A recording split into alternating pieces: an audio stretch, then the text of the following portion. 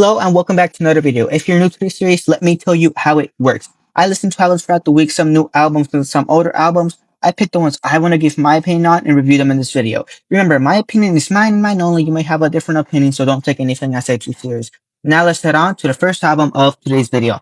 That's a lie. If my voice sounds raspy, if I sound like I'm dying, it's because I've been at work a lot. I had 2 days with 10-hour plus shifts. I work at a Starbucks, so I'm screaming out people's names all day. I'm talking all day. So if my voice sounds like it's about to disappear, that's why. But now let's head on to the first the first album of today's video.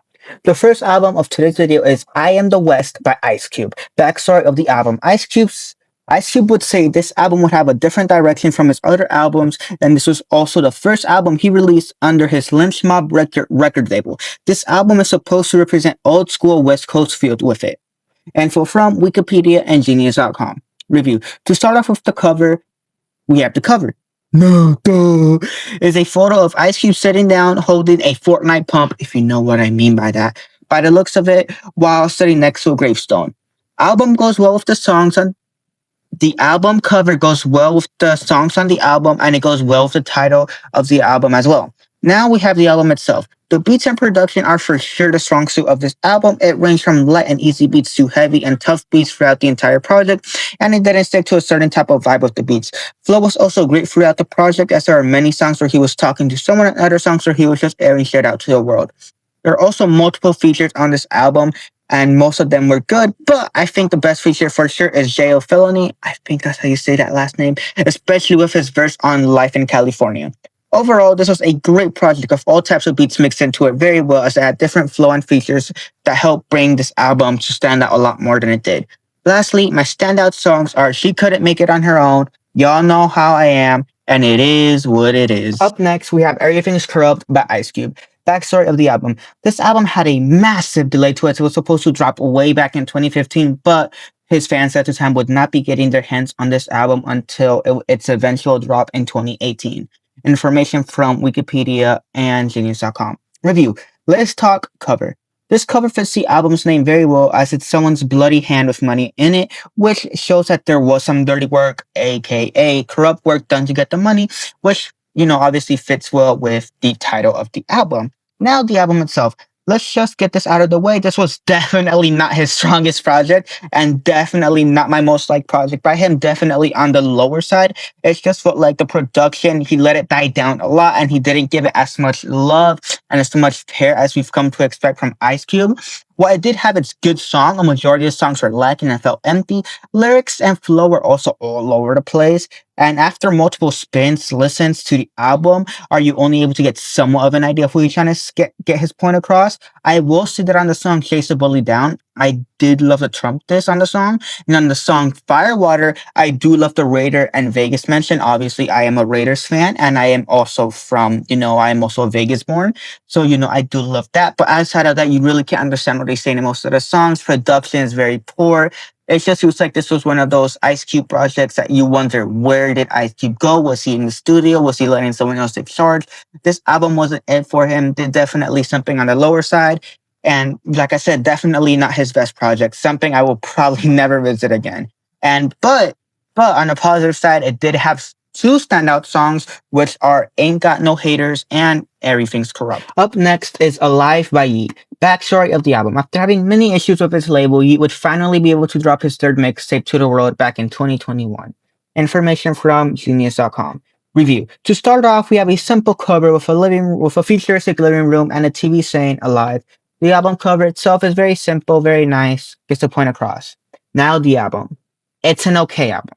One thing I do have to get off my chest immediately is that this album did have a lot of empty songs in it. While this album did have many great beats, there are also songs where it felt like whoever the producer was just adding these these beats to the album just to clear up space on their device, or try to make their portfolio bigger by saying they got their beats on the Yeat project. I don't really know. Like I said, many of these beats did just feel empty. They felt like they had no reason to be in this mixtape, album, whatever you want to call it. I will say outside of outside that one issue with the beats, with many of them feeling empty, vocals were also very good on the majority of the songs. Flow was also good on many of the songs. So I will say that. Like I don't know if Yeat is the one that produces his own stuff. If he wasn't, like I said, whoever the producer was for this album, he's put in a lot of empty beats, and I guess Yeat, because this was his third ever project, so it does make sense. He's still trying to understand the world of music. But it's just did feel where his producer was sort of screwed him over, as many of the songs did feel empty, did feel, you know, but luckily, Yeat himself did come in. He saved it with his vocals. He saved it with his flow. Lyrically, it was decent for a Yeat project, So it's not something that, we're getting confused. Definitely not a bad project. And, overall, I do feel like this could have been, cut up. It could have been made shorter, and it could have been way better. Obviously, that did not happen. So that's why this album is a lot less than it should have been. But like I said, I do think that Yeat's vocals and his flow and the few features it did have did help save this project. I will say the song Tweezy, I had no idea what the hell those vocals were. I know I'm glazing his vocals. If you go to song Tweezy, song 15 on the album, I had no idea what the hell those vocals were. I literally said out loud while listening to this for the first time, I was like, what the hell are these vocals? I don't know what the hell he was doing there. He was fine the rest of the album. I guess on song 15, he decided to do a little boom boom with the vocals and ended up doing something else. I don't know what that was, but outside that, this was a great, not great. This was a decent project. Production definitely did sell this project a lot. And lastly, my standout song was OXY. Up next, we have Born Sinner by J.Cole. Backstory this album. This album would eventually be the follow-up to his debut album. He also would say that this would be better than his debut album. It was also the album where he felt like he allowed himself to become more relevant and more, be able to reinvent himself as well in this album. Information from Wikipedia and Genius.com. Review. Let's talk cover. I have no idea what I'm looking at, but it looks very cool, so it's valid. Now let's talk album. This album had amazing beats throughout the entire project, and some of the best from J. Cole so far. I also will have to say that this album is definitely one of his more popular albums, because even though this was my first time hearing it, it was my first time hearing it in its entirety, I did recognize many of the songs. Lyric and flow-wise, this was also some of his better work. I did enjoy this a lot more than some of his other previous projects that we have gone over already, and that also does include the Fall Off. The Kendrick feature was okay at best, because you guys know whenever Kendrick's featured on anything, I have to call him out because I don't like Kendrick, so his feature was okay. It was okay. One more time for those in the back. It was okay. But I don't know how to say this name, so don't call me out if I said it wrong. I think it's Jeanalco, Jenenealko. Maybe I miswrote it, but their feature, it was the best one in the entire project for me. Overall, this is for sure J. Cole's best album so far, and it has become my favorite album of his. And, maybe he could have removed Kendrick from the feature, but who am I to say what Kendrick should be featured on and what he shouldn't be featured on, but oh well. And lastly, my standout songs are Power Trip, She Knows, and Crooked Smile. Up next, we have Revenge of the Dreamers 2 by Dreamville and J. Cole. Backstory of the album, I wasn't able to find shit about this album online. I don't know where I had to look. Maybe I for sure missed some type of website, but I just went to the basic three I used. Obviously, the basic three I use are Wikipedia, Apple Music, and Genius.com. I wasn't able to find anything about this project. Anyways, let's keep the review short. The cover is someone who has $1 taped on their forehead, and it's pretty basic for the album cover. Yeah, that's it. The best part of this album goes to flow and pace. Everyone had, no matter what song you were listening to, they went crazy. They all had great verses. Lyric-wise, it was also very, very good. One of the best lyrically albums that I've listened to this week for sure. Actually, no, it's an album coming up that I think is in competition for it. But one thing I am very confused about is why is J. Cole part of this album as one of the authors? I don't know what you call people who make the album, because he was only featured on one song. I can only assume it's because maybe he produced it, right? Because like I said, I wasn't able to find information about this album, so I'm not sure exactly why. I know that upcoming J. Cole and Dreamville do continue doing more of the Revenge of the Dreamer stuff, but I'm just mainly confused on like you know why? Why he was here? You know, he was featured on one song. Maybe he's a producer, and if he did, oh well, I don't know. I couldn't find shit about this album. But overall, this was a great album. It had great flow, and all of the features did amazing. I will say I forgot to write it down in the script, but I thought I wrote it down in the script. No, I did. This is what I get for reading ahead. Uh, the Omen feature was the best feature in the entire project, in my opinion. And lastly, this song sadly did not have any standout songs for me. Up next, we have Strictly for the Scythe by Denzel Curry. And I do think it was also by someone else, because at least when I was scrolling on Instagram, I did see people mention someone by the name of The Scythe. I don't know if that's the other artist or if that's just what people were calling the album. So I will say the Scythe maybe was someone because at least on Apple Music it's only under Denzel Curry. So if there was someone else that helped Denzel make this album, I apologize. But Apple Music only says Denzel Curry made it. But if someone else did make it, I apologize. Anyways, let's move on. Backstory of the album. This would be Denzel's, this album would be Denzel's back to his roots project with that southern rap music feel to it. And, he was just trying to get back to his roots. I'm just repeating myself. In the script, I've just repeated myself for some reason. I don't know why I do that. Anyways, information from Apple Music and Wikipedia. Review. To start off, we have the cover of the album. It looks like to be a version of the Grim Reaper, and that fits the title very well. Obviously, searching for the Scythe, it fits it very well. Now we have the album itself. For an 8-song album, it was amazing. The beats were exactly what southern rap music sounds like. And let me get you started on that flow. All of the artists that were featured did incredible. They had incredible flow. And they were all very, very good. I really do think that if you want a good representation of southern rap music, and the rappers and that scene and that genre, this is an album you need to check out. You have to check it out. And it's only 8 songs, 30 minutes. So it's not something that you can say, oh, I don't have the time. It's a 30-minute album. If you don't have the time for that, you're lying. Stop gooning. Anyways, the best feature in my eyes is definitely La Tyler. La as in Luh.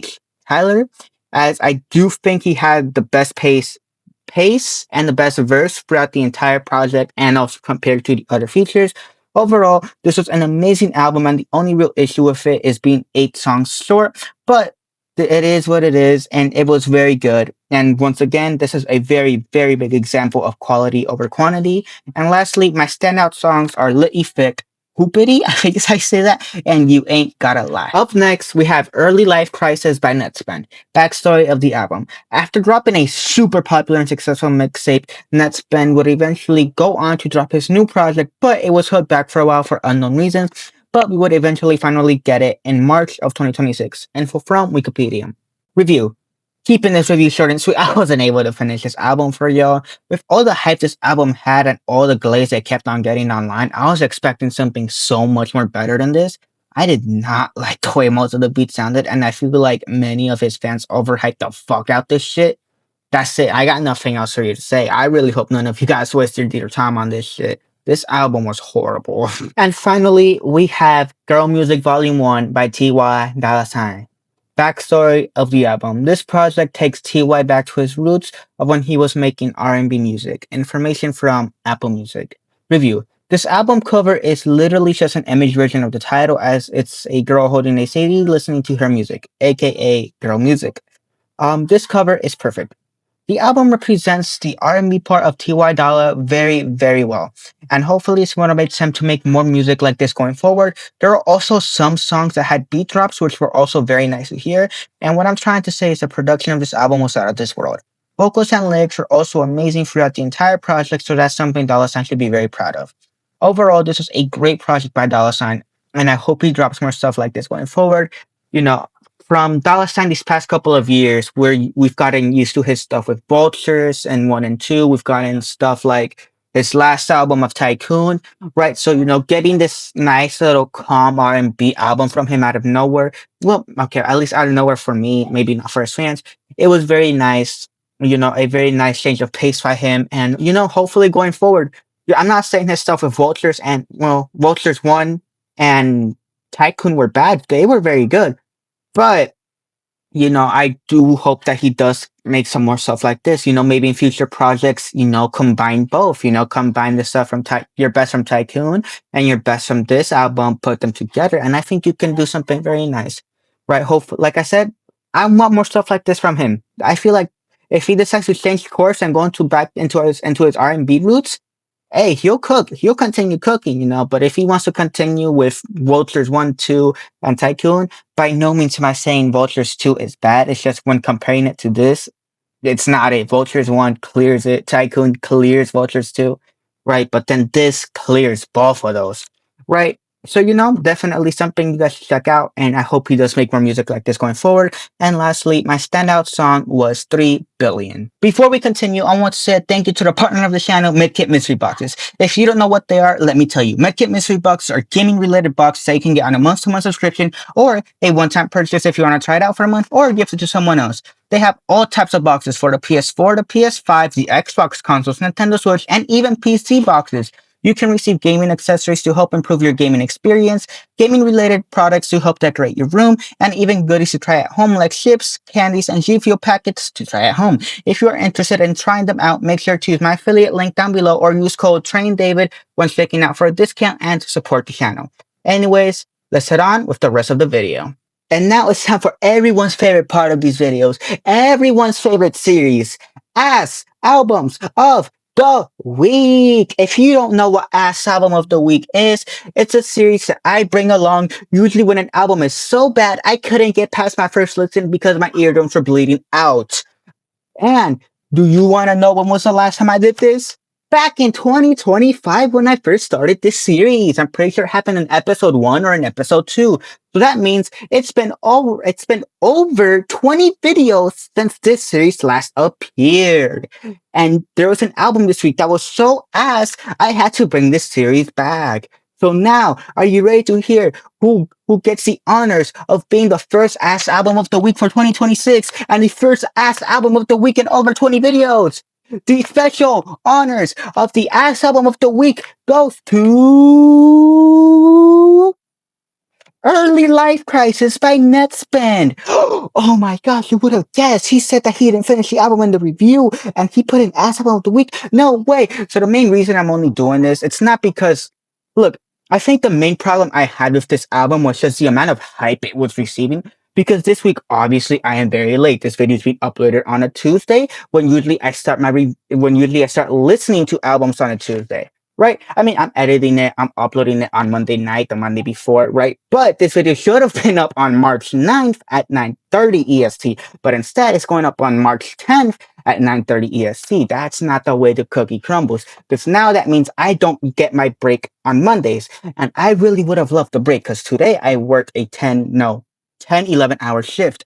After the day before, I did a 11-hour shift. So I was on my feet 2 days in a row. My throat is dying, right? So I had to get these albums done. And, because, it's been a couple of days since it was first released, people were hyping it. People were saying this album was amazing. People were saying Nettspend went crazy. So you could imagine my shock, my disgust when I finally get to this album and realize how terrible it is.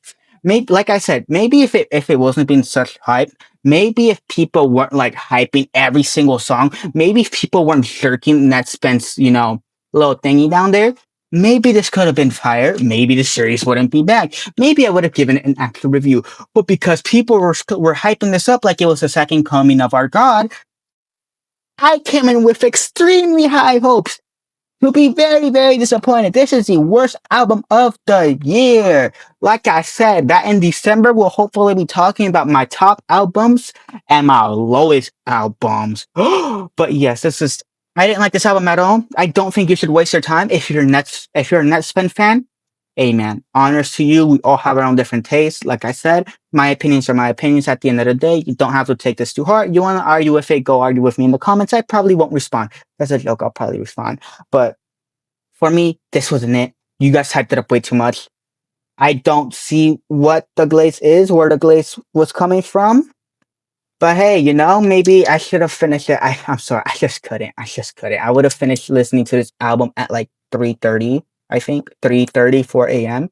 And I just couldn't get through the rest of it. This shit was genuinely terrible. I'm sorry. Anyways, now let's head on to everyone's actual favorite part of these videos. And now,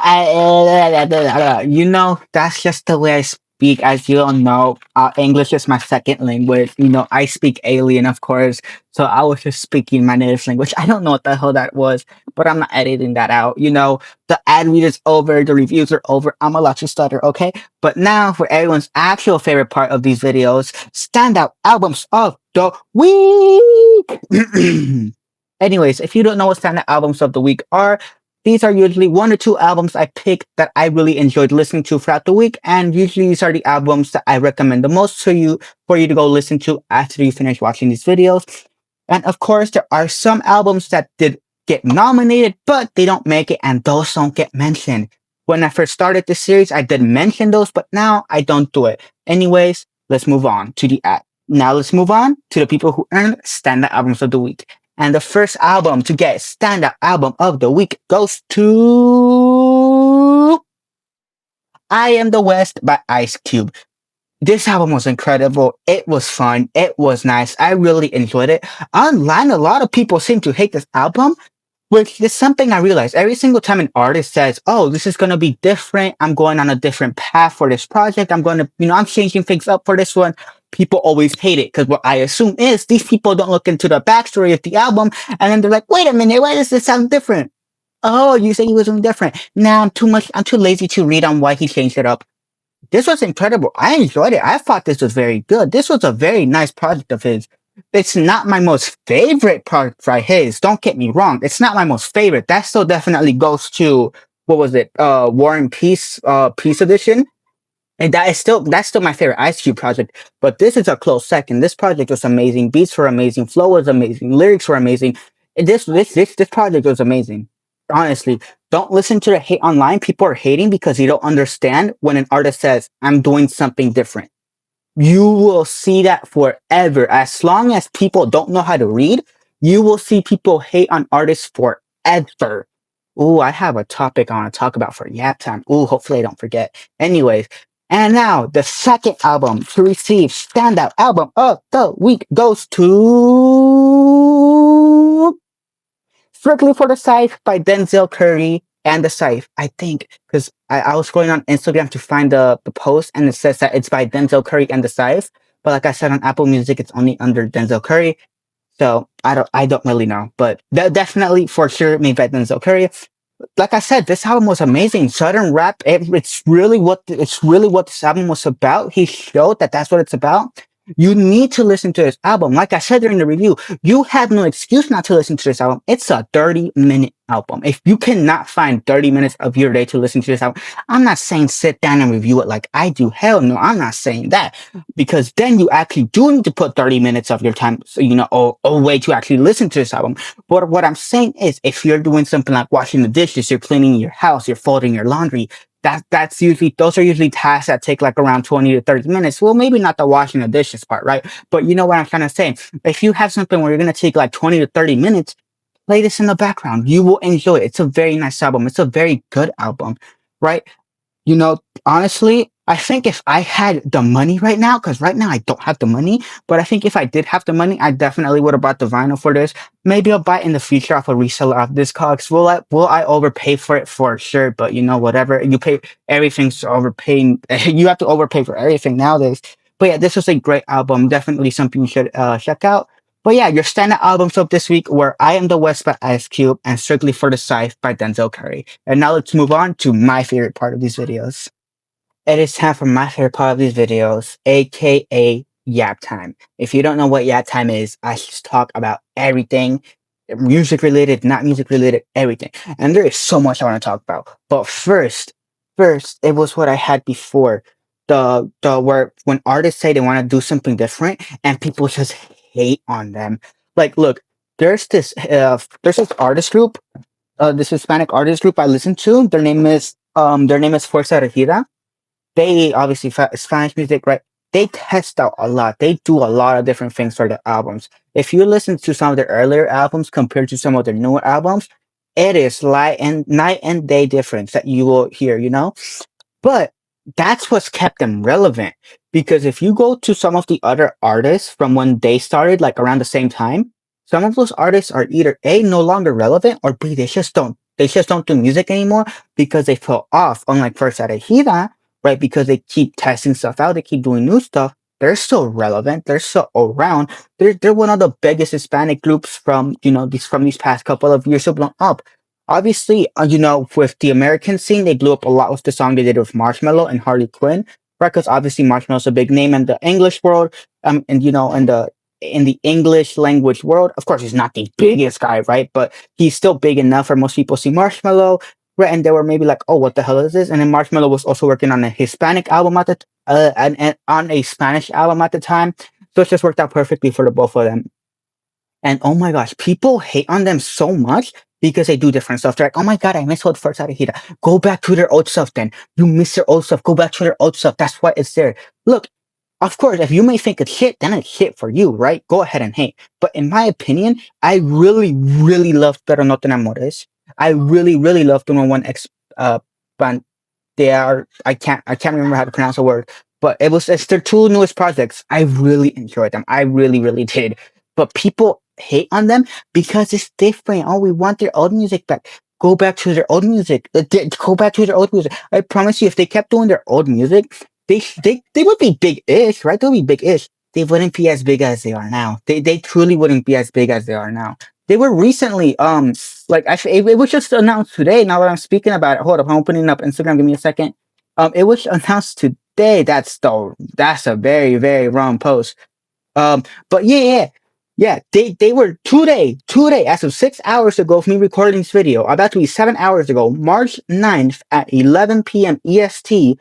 Fuerza Regida was featured on the cover of Rolling Stone magazine, making them, you ready? Making them the first, what's it called? The first Mexican band to be featured on a cover of a Rolling Stone article. Like, you are telling me that they should go back to their old music? Like, are we dead ass? They should go back to their old music. They quite literally are the first the first Mexican band to ever be featured on the Rolling Stone cover. Like, are we serious?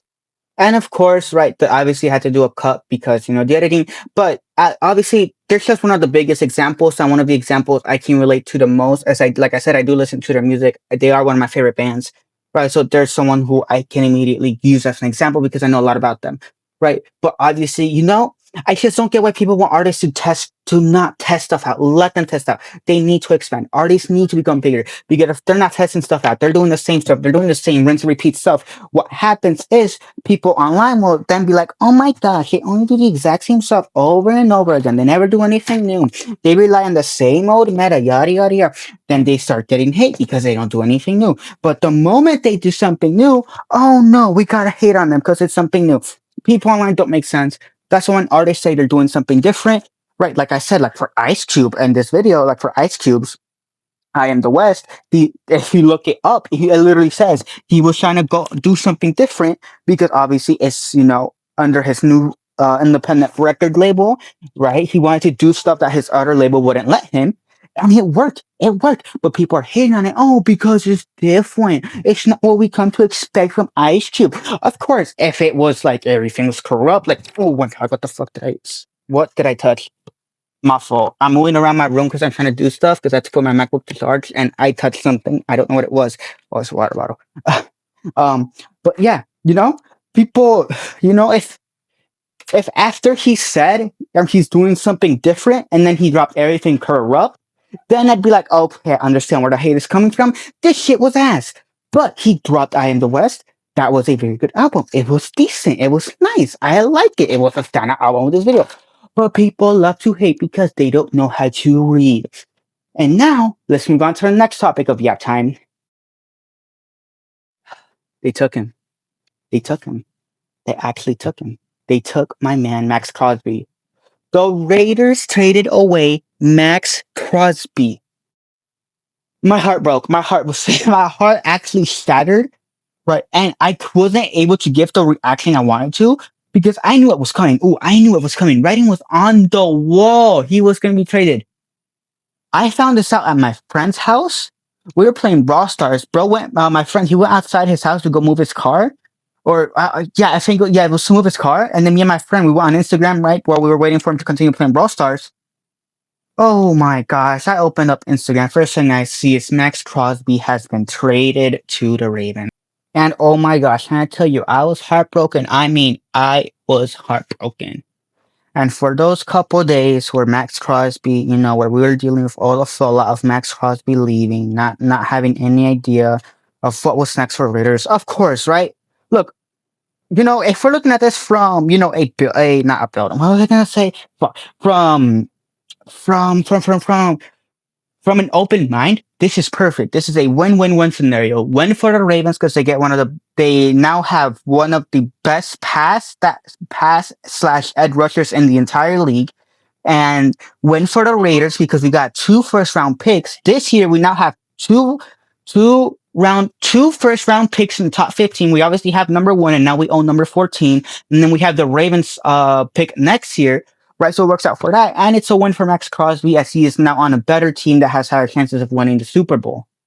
But speaking about that, for those of you who don't know, today was day 1 of free agency, and oh my God, what were the Raiders doing? Because these aren't the Raiders I know, dude. I was at work today. Obviously, I said that I just worked an entire day shift, right? Today was supposed to be my day off from content creation. I wasn't able to enjoy that because I had to get this video out. Right? That's not a big deal. But oh my God, let me name you everyone that the Raiders got during free agency. We re-signed Eric Stokes. We traded for Taron Johnson. This was before free agency. We traded for the Bills. And we gave up nothing for him. We gave up nothing. Why? Because all we did was give a switch position pick, a 6th or 7th round pick for him. For 2027, 6th or 7th pick, it depends on how good the Raiders do. That's the pick then the Bills will get. Then we signed Tyler Lindenbaum, a something for our O-line, which we desperately need. Then we signed Jalen Niore, which is a wide receiver, which we also need, especially for what's his name, for Fernando Mendoza when we eventually do draft him. Then we signed Quentin Pay. Then we signed Neka Boy Dean. Then we signed Quay Walker. The Raiders were crazy today. They were crazy. I don't know where this came from. I was at work. I kept scrolling, right? It's free agency. I need to see what everyone is doing. I'm so used to the Raiders not doing shit. Or maybe we found 1 or 2 people, right? Boom, I see the first one for the Raiders. I'm like, damn, that's good. Boom, boom, boom, boom. There was a point where it was a back-to-back Raiders. Like, if you go onto the NFL's Instagram profile, it's literally 2 Raider posts back-to-back. The Raiders went crazy, right? I'm blanking on the names because my brain is fried right now. But our coaches right now are cooking Clint Kubiak, Tom Brady, and oh my God, what's his name? Josh Spillick, I think is his name. I'm sorry if I'm getting that wrong. But they cooked. Everyone was cooking today. It was amazing. Obviously being heartbroken from Max Crosby to a couple of days later, now glazing the Raiders again. I haven't seen the Raiders in this good of a spot in years. In years. I really hope this hype lives up. And honestly, I think it will. Honestly, as long as we do draft Fernando Mendoza, as long as we focus on our offensive line during the draft, I think we'll be good. I don't think we need to get any other position. Obviously it's good to get some other people from other positions, but I don't think we should focus on them. Focus on the O-line. But obviously, we still have day 2, and we still have the next couple of days for free agency. So God knows what the Raiders will do, right? Because we have this insane amount of cap space, right? I think we're number 1 in the league or number 2. We're I don't remember if we're 1 or 2. I think we're number 1, or at least we're number 1 after we traded Crosby away. But whatever, we're part of the top 2 for most cap space. So God knows what the Raiders will continue doing tomorrow when I wake up, right? Because I will wake up late tomorrow. That's for sure. But when I tell you, I kept on scrolling my phone because I couldn't believe what I saw. And then obviously we re-signed a couple other players. Like, hold up, the ones I didn't mention because these happened. Oops, because these weren't posted by the official NFL page, right? The ones in the screen recording that I showed are only ones that the official NFL page posted. But we did re-sign our edge Malcolm Kuntz, or however you say his name, Coonce. He definitely is set to be re-signed, so I'm happy we re-signed him. And then we also signed a new kicker in Matt Gay, right? Which, look, I love Carlson, but he's been lacking a little bit lately. I think he's been getting too much glaze. I love him. He's one of the original Oakland Raiders left. But honestly, he needs to step up his game, or I do definitely see a future where the Raiders release him or they end up trading him away for, high value. But yeah, it's been a crazy week for being a Raiders fan. Hopefully this happens up. Hopefully I won't be in depression much longer. I really regret not buying a Max Crosby jersey, but that's a story for another day. And yeah, you know, like always, fuck Israel, fuck Iran, fuck the United States, fuck war. We don't need none of that. But outside of that, that's it. I'm done. Yap time's over, man. This video was a lot longer than I was expecting, but most of it was just yap time, honestly. I think, I don't know, it's just, the Raiders haven't been this good in forever. We haven't been looking this good in forever. So I really hope when the draft comes around, we're smart with the draft. I'll see if I can maybe go live during draft day on YouTube and Twitch, right? Just so we can get my live reactions, right? Maybe we'll see if we do that, right? It's the NFL Network on PlayStation. I don't know how to figure that out, but maybe I'll go live for that because I've been wanting to do live stream reaction streams like that. Not with WWE as much as I do like WWE. I haven't been watching it episode to episode. I've been depending on Santi's app clips and a couple other people clips online to keep up. And but I really, maybe for the NFL draft I'll do a live stream. We'll test it out. We'll see how it goes. It's just mainly depend. Well, no, because we'll figure it out when we get there. All right. Anyways, thank you guys so much for watching this video. I know it's a lot longer than usual. I know the upload date is not the date it was supposed to, but you have to work with me. It's been a long week. Hopefully next week's video will actually be uploaded on Monday and not a Tuesday, because I don't want to change my schedule. I enjoy having Mondays off from content creation and album reviews.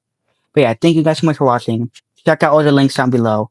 Check out MedKit Mysteries. Go follow my Instagram. Go follow my album of the year. You generally should follow my album of the year if you want to have an idea of what I'm about to review. And maybe you can guess what the album of the week will be based off those reviews. Follow my TikTok vinyl page. Follow my original TikTok. Follow my Twitch. My name is TrainDavid everywhere except on TikTok. On TikTok, I'm under TrainDavid 2.0 or TrainDavid Vinyls. That's the only place where I'm under a different name. But outside of that, everywhere I'm under TrainDavid. Anyways, thank you guys so much for watching, and I'll see you all in next week's video.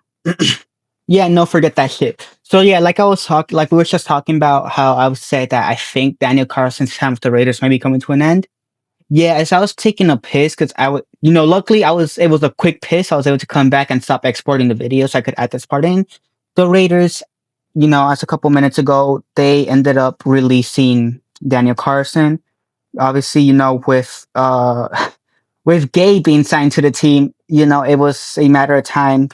So it sucks. It's like I did say, he was one of the last Oakland Raiders on the team, so it does suck to see him let go. But he also has been on a downhill decline these past 2 years. So I think it was something that the Raiders did have to do. We obviously were like in a rebuild mode, right? So far the notes coming out are that the winners of free agency day 1, it's gone to number 1, the Tennessee Titans, and the number 2, us, the Raiders. So, obviously we're trying to get better. We're trying to improve this team, and we can't have our kicker not being the best at his game when we're trying to improve to hopefully make it to the Super Bowl at some point in my lifetime, right? It sucks. I really wish that he didn't have to leave, but he has been going downhill. If we let Max Crosby go somewhere else, it's only fair that he gets let go, and it sucks for him. It sucks a lot, and I do wish him the best in his career wherever he does land. But for real this time, unless some other shit happens with the Raiders, now the video's fully over. Damn, this video's too long.